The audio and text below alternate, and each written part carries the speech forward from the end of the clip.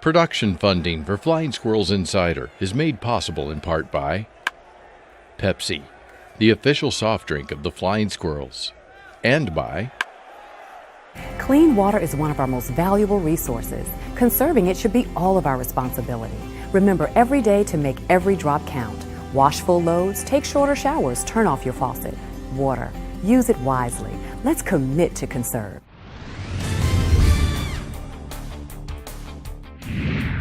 The baseball season may be winding down, but the action at Funville continues at a fever pitch. This week, Jay and Sam check the Eastern League standings and discuss the Squirrels' record-tying 20-run game. Next, we get a perspective of the Diamond from the visiting dugout when Jay talks to former Squirrel Matt Gage. Then, we meet Ron Johnson from the Abstract Athlete to talk about the connection between sports and creativity. Plus, Dylan Davis stops by FSI Field to share some hitting tips. Flying Squirrels Insider starts right now.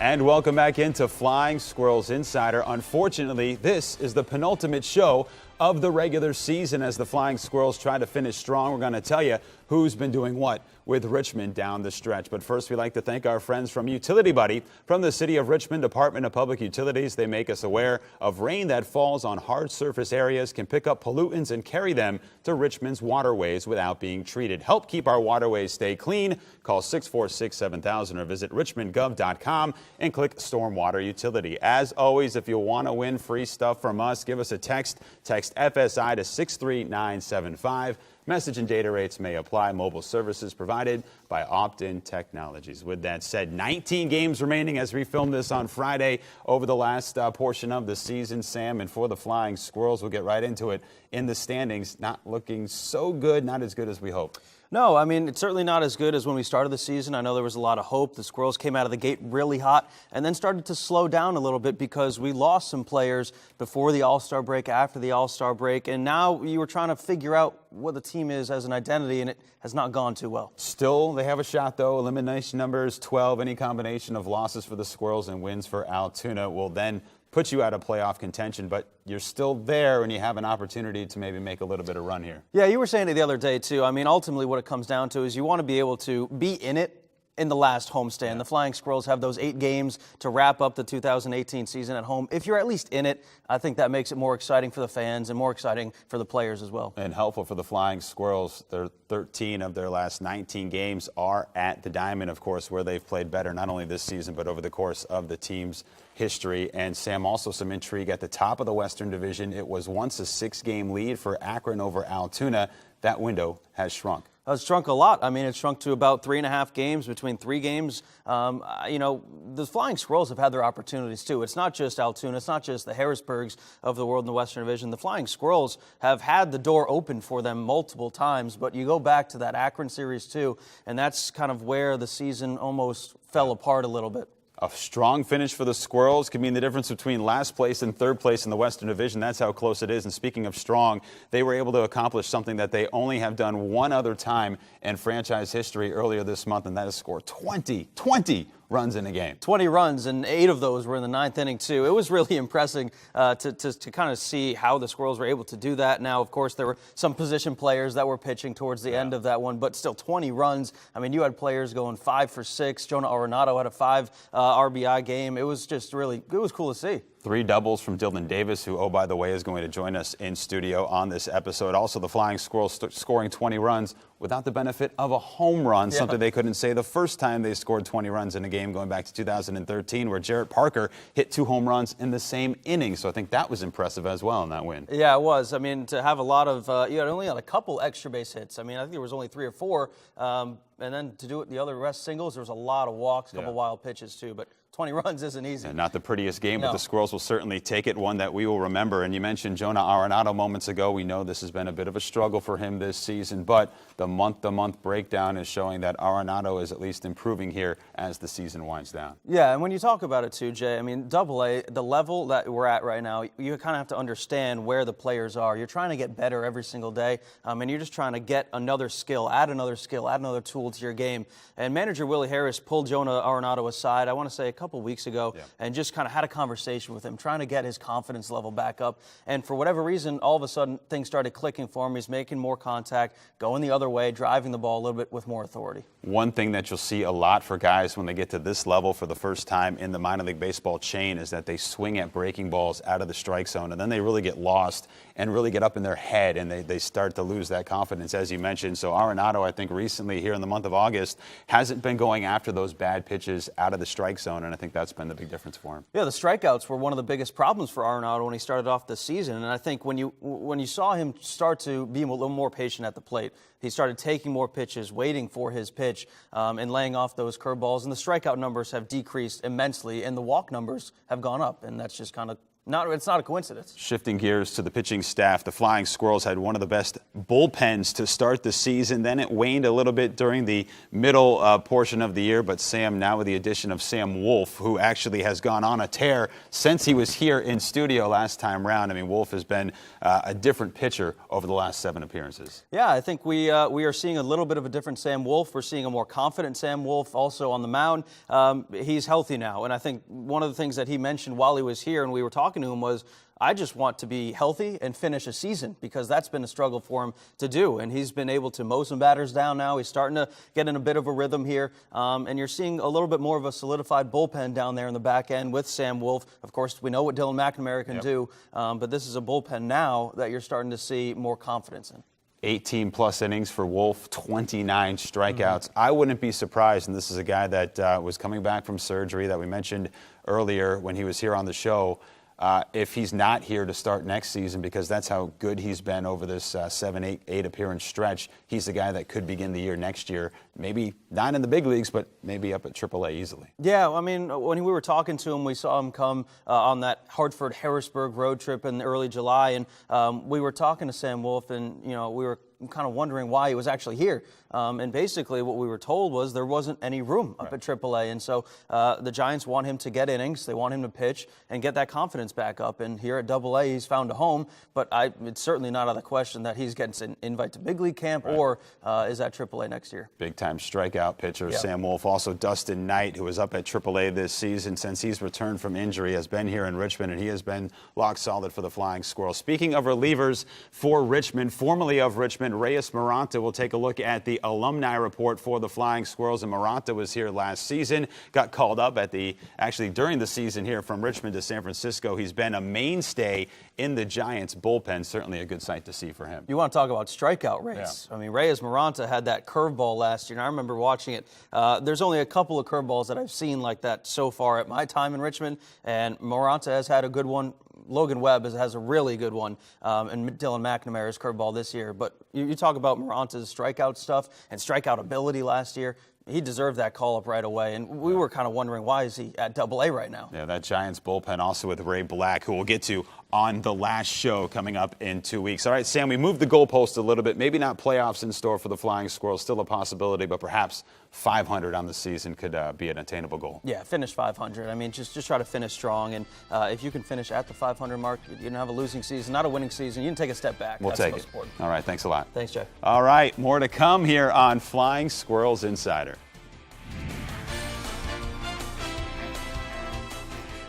I want to start by saying, how's this bench? This is an odd view, right? You're in the opposite dugout. Yeah, it's a little different, looking at it from this side of things, instead of being over there on the home side, having the, Squirrels season ticket holders right behind you and talking with you.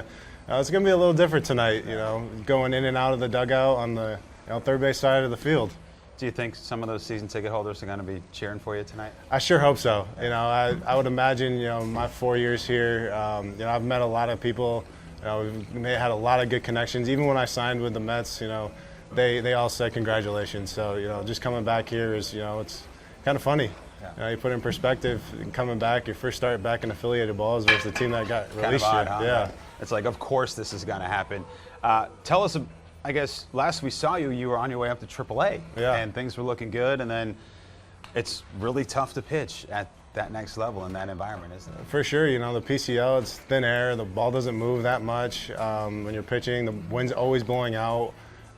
So it's just a tough place to pitch, and baseball's a business. And the Giants looked at it as, I wasn't putting up the numbers. And, they had some guys that needed to get called up and move and see what they could have. And that was just my time. And, when you look at it from a business perspective, you understand it a lot easier. And you were out of the affiliated game for a brief amount of time, right? You signed on with an independent team. Actually, what I hear, one of the best independent teams, the Sugar Land Skeeters. Yeah, when I got released, it was just after the All-Star break. And I was sitting around in Sacramento, and my agent just said, let's see what happens until Machado gets traded. And, well, that was a week. I was sitting there, I was throwing actually with Paige. And your wife. I was trying to stay in shape, running and everything. And then Machado finally gets traded. Well, now, we stay there for a little bit. Nothing ends up happening. So then I finally told my agent, let's go pitch. Like, I'm bored. Like, I need to go do something. So he said, all right, Sugar Land's only a 3-day drive. I said, all right, let's do it. So hopped in the car with Paige. We drove to Sugar Land, pitched once in Sugar Land, and I don't know if it had anything to do with signing with the Mets, but these guys called. We were actually going to Lancaster, or we flew into Baltimore. I got on a bus, drive to Lancaster, get to Lancaster, and my manager's like, hey, you want to sign with the Mets? And I was like, sure. Yeah. So it's and just, here you are now exactly. in Binghamton with the Rumble Ponies. With the Rumble and Ponies. Binghamton's actually close to your hometown, so this kind of works out, doesn't it? For sure.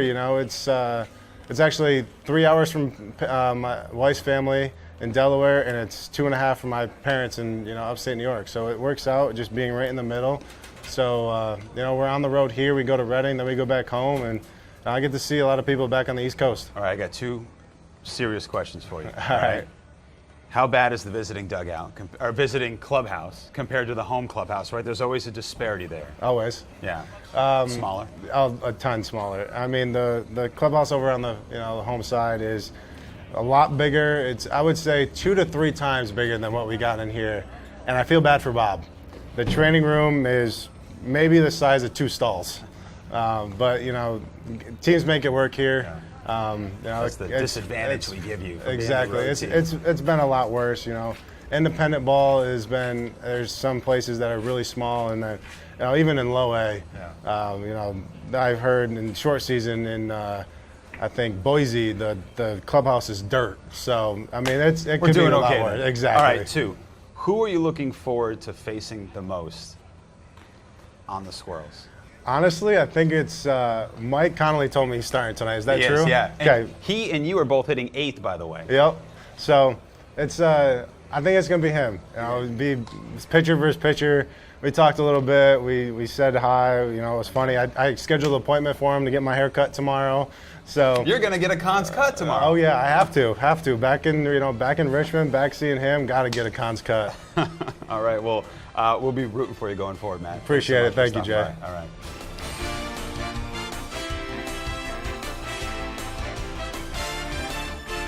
Well, we'd like to thank Matt Gage for joining us on Flying Squirrels Insider. And by the way, he was able to get Mike Conley out on 1 pitch and a bunt throw back to first base. We're now joined by Dylan Davis as we continue on our show. Dylan, as always, appreciate you joining us. Thank you for having me. Appreciate it. How you feeling? Just got fresh off the bus. This is the first day, as we're taping on Friday, the team coming back from Bowie. You guys still fresh, a little bit tired? What's the deal? Yeah, it's not too bad of a road trip. Luckily, it's only like 2.5 hours, I think. So, got pretty lucky there. But team's feeling good, in the final home stretch, trying to make a little push. So, see what happens. Just a couple games to go here. In fact, this is going to be our second to last homestand at the Diamond in the 2018 season. Before we get to this season, Dylan, I want to talk about your time prior to playing professional baseball. Of course, we know you went to Oregon State. You were drafted in the 3rd round back in 2014 out of Corvallis. But talk about your time there. Obviously, they just won the College World Series this year. But I found it interesting because a lot of the players, when they're talked about and asked, how did we get to this point, they always bring up the alumni as a big part of how they got to where they are today. Yeah, I think one thing that Pat Casey does really well is create a family environment. And I think that's one of the reasons they're so good every year. They get everybody to buy into that concept. Everybody has got everybody's backs, and the alumni included. People reach out to everybody when we leave or when we go back. Kids ask questions and all that kind of stuff to get a feel about pro ball and what they need to look for and what helps and what doesn't. And like I said, it's just a family environment. When I go back, I enjoy going back and seeing the new team and seeing what they got to bring to the table this year. And if they're strong in pitching, hitting, if they're strong in everything, whatever have you. It's just exciting and fun to go back. Did you watch? I mean, I know we were in Hartford at the time, and you guys were watching the clubhouse. That was a pretty crazy series, though. Yeah, it was. As soon as that kid missed that foul ball for the last out, I kind of had a feeling they were going to end up winning. Yeah, poor kid, but that's baseball, And but yeah, it was exciting, playing the game the whole time, kind of wondering what was going on, then hustling back into the locker room and catching the last 2 innings before you eat and shower and head out and stuff. So it was exciting and it was really cool. All right, let's talk about your season this year. Obviously, this is your second real full season at AA now. You've played the most games on the team. You and Ryan Howard are up there for the top 2. Talk about what it's been like this year, because you've also hit for a lot of average too, as well as the power. Yeah, just trying to stay consistent. I think last year definitely tried to do too much in too little time. This year definitely changed my mentality and approach, and just trying to stick with it throughout the whole year. Always want to have something to come back to when you're struggling a little bit, and if you have a common ground, you find it easier to get back to that point and keep going and fighting through everything, and staying healthy, like you said, is just playing a lot of games. You're going to give yourself a better opportunity to stay in a rhythm and keep going. But you're also hitting it to the other side of the field, too. You see you spraying the ball all over the place. Is that just part of, like you were saying, more at-bats, more patience at the plate, and just a second year at the diamond? Yeah, absolutely. I'm sure as you know, the diamond isn't easy to hit at, so you got to take your hits when you get them. And I think that's something that, I talked to a lot of people about, and they had played here and stuff, and they said, just take your hits. Whatever they are, just take them, because as you know, it's tough to hit there, so balls get caught up in the air and you get kind of frustrated when you hit a ball good and it ends up being out. But you get that bleeder, that little flare that falls in, it kind of makes up for it. And you just got to take your hits when you get them, and that's the biggest thing. They're not all going to be pretty, but as long as you're getting them, you're going to be fine. That's Dylan Davis joining us in the Flying Squirrels pregame show. Jay, Dylan, thank you. Yeah, thank you.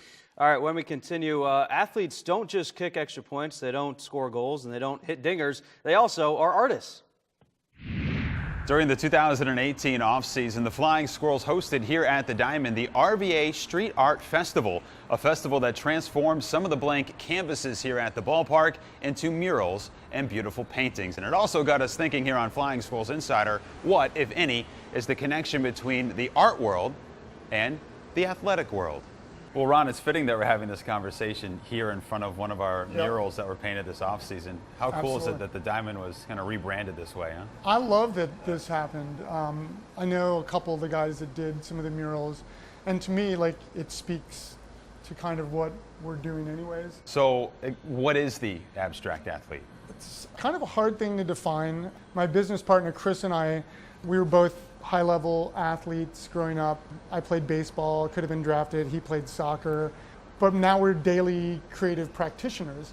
And so we started talking about, how it benefits us mentally. So we started researching other athletes that are creative and found, more than I think we anticipated, and started going from there and, started, reaching out and trying to contact them. And it goes back to inspiring. It goes back to talking about mental health, talking about how creativity benefits us. And it's hard. It's a really hard thing to kind of quantify, because it's there's a lot of pieces to the tree. How does the abstract athlete, how do you connect with athletes that have a creative side? Research and finding them. It's easier said than done. Actually, I got Brett Tomko, who did this painting. Yeah. This is the Jackie shirt. Robinson on the shirt, right? Yeah. And I contacted him through Instagram, and he responded. But with Vernon Davis, for instance, we had to go through a back channel to get to his agent, and then got to know him. Somebody we work with, Percy King, who is a football player from Ohio State now. Since I played sports at Ohio State, I was able to connect with somebody that got me connected to him. But everybody's different. And then hopefully, a lot of the athletes we're working with are going to hopefully connect us with other athletes. Well, before we get to some of the VCU guys that are also a part of Abstract Athlete, you mentioned Vernon Davis. And I think a lot of people at home would know that name. He played extensively over a decade in the NFL at one of the best tight ends He's here right now. of a generation. What is his involvement and how and what type of art He's a painter. Does he create? He's a painter, and he wants to actually get into acting too. He did an interview when we had an exhibition here with his work at 1708 Gallery, And he did an interview on one of the local stations, and him talking about how creativity like has really benefited him. And to us, to Chris and I, like there's the inspiration. Like if you have this big 6'4" athlete that you look at, and the stereotype is like, well, he can't be creative, but he talks about creativity. Like you knock down all the society walls that people want to build up, and that's awesome. Now you mentioned VCU. Yep. I know somebody actually that bought a piece from Justin Tillman last year. Yep. Obviously one That of the was from star my players. class. Okay, Yep. great. Can you tell us a little bit about some of those guys that have, have some an artistic angle? Yeah. No, some of the local guys, Justin Tillman, for instance, Johnny Williams was actually in my class as well. And we're also working with Larry Sanders, who played Formerly VCU, played the NBA, yeah. Yep. Do you remember what some of the pieces were that Justin Tillman and Oh yeah, Johnny no, Williams created? Justin is like super talented painter and drawer. Like he wants to do that. He actually is creating his own fashion line. So like he was invested like from the beginning. Johnny actually is a poet. So he did a couple performance type pieces with one of the other basketball guys in my class. What advice would you give for someone who's kind of stretched between they want to be an athlete, and that takes a lot of time, and obviously want to be someone that's an artist or creative, that takes up a lot of your time as well. What advice do you guys give someone who might be going through those pains? I mean, it's interesting because like I said earlier, I think things are changing in terms of how people view athletes, how people view artists. Like they can be exactly, they can be both. And one of the things we talk about, I think, a lot is we talk about exercising the body, but we don't talk about exercising the mind. So this creativity is such an important, great way to do that. Well, I'll let you know, we have a lot more concrete that we can cover here at the Diamond. So next year we want to get some of your athletes involved and see if we can get them to create I think that'd be awesome. Like this. To have a Vernon Davis piece so here, cool, a Larry Sanders, absolutely. All right, Ron, thanks so much.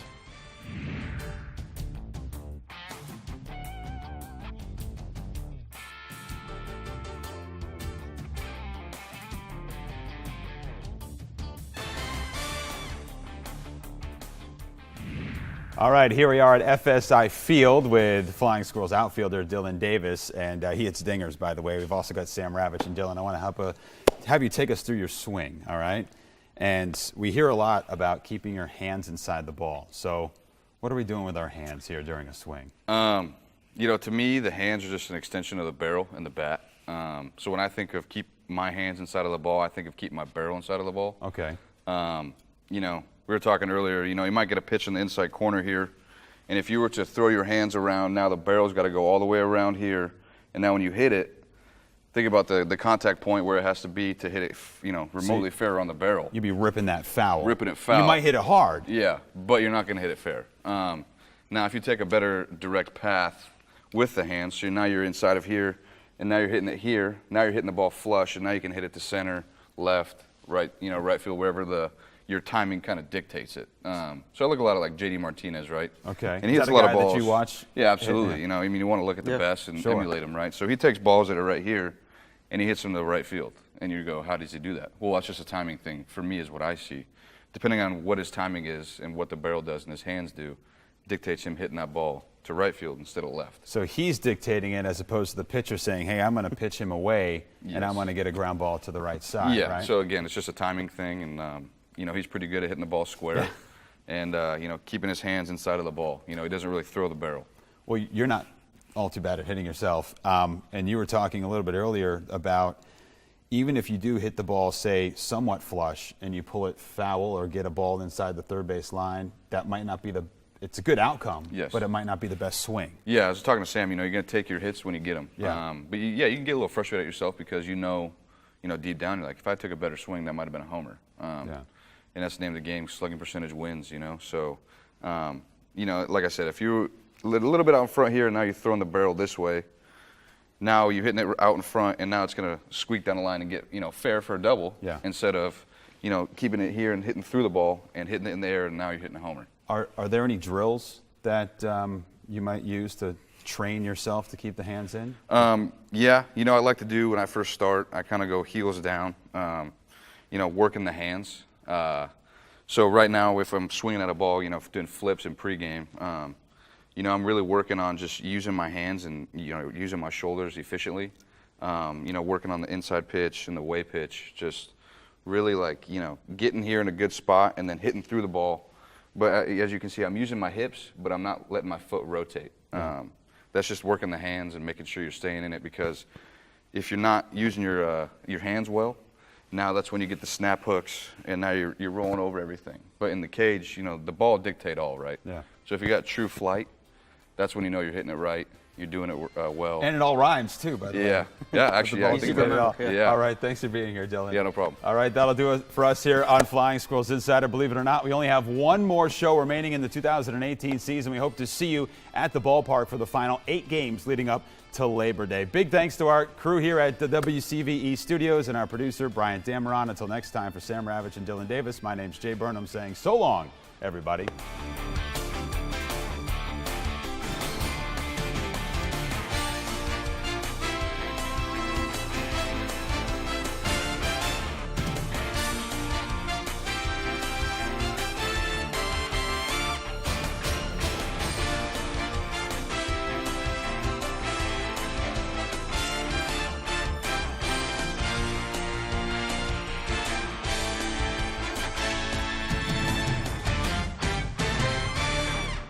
Production funding for Flying Squirrels Insider is made possible in part by Pepsi, the official soft drink of the Flying Squirrels, and by Smell gas? Act fast. Don't just stand there. Leave the area. Get out. Go where the smell is no longer present and call 911. Making you aware, keeping you safe. We're Richmond's Natural Gas Safety Awareness Program.